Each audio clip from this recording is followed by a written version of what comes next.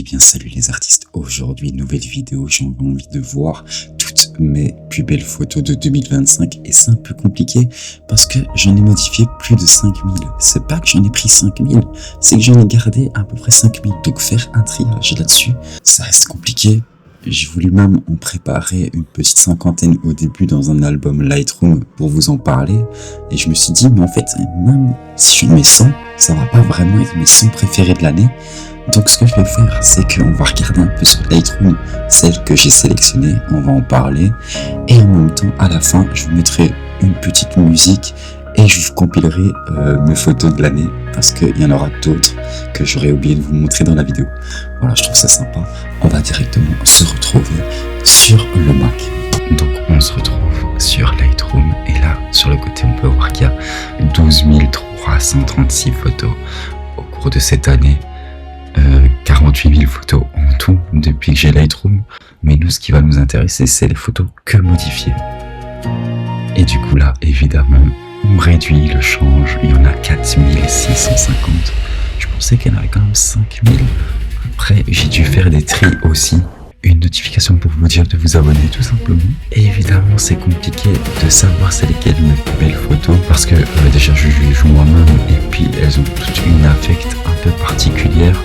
Je sais pas comment fonctionner avec les photos, mais là on fait un peu le tour des photos que j'ai fait au cours de l'année et je me dis on voit des tests que j'ai fait, on voit des paysages, on voit que j'adore les animaux, la nature, mais est-ce que j'ai une DA? Je ne la trouve pas encore. Par contre, je trouve que je m'améliore dans ce que je veux montrer et comment le rattraper. Par exemple, quand je vous montre les éclairs ici, ils sont pas dans mon... Si maintenant je les mets, je les accepte dans mon top photo de l'année. Dites-moi votre avis. Mais en bref, pour pas se perdre là-dedans et pour pas partir sur tout ce que j'ai pu mettre déjà sur Instagram au cours de cette année, ça c'est toutes les photos dont je vais peut-être pas parler aujourd'hui, c'est aussi les photos de l'année, donc je les aime bien, surtout celle-ci, mais je pense que j'en ferai carrément une vidéo pour vous expliquer comment j'ai fait cette photo si ça vous intéresse. C'est pas trop le sujet, on va regarder les meilleures photos de l'année et j'ai fait un petit album, mais on ne veut pas tout regarder parce que j'en ai mis une centaine alors que je voulais en faire qu'une cinquantaine. Un portrait en pleine galerie d'art, je trouvais ça trop beau. Est-ce que j'ai besoin de donner plus de détails? Là, je testais enfin le HDR que je déteste de manière générale, mais sur des zèbres, normalement ça tenait trop bien, mais c'était la première fois que j'essayais et que j'ai les photographié à Dragon dans la SPL. Cette photo, je la trouve ouf.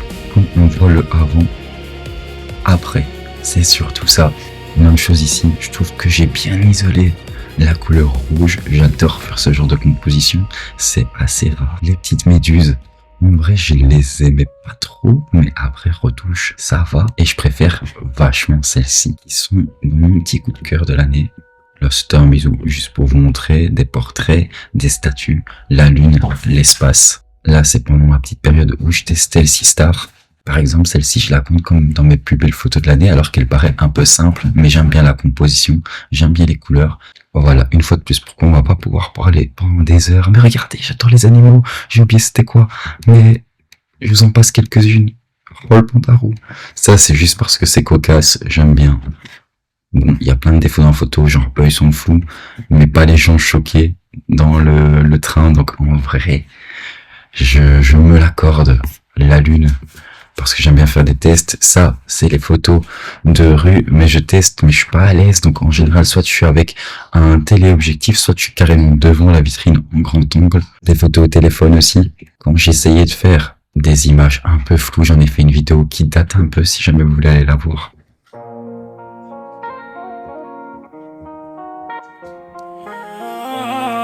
Je vous en passe un peu dans tous les sens. Comme ça, vous voyez un peu ce que vous avez. Ça c'est quand j'étais à Reims.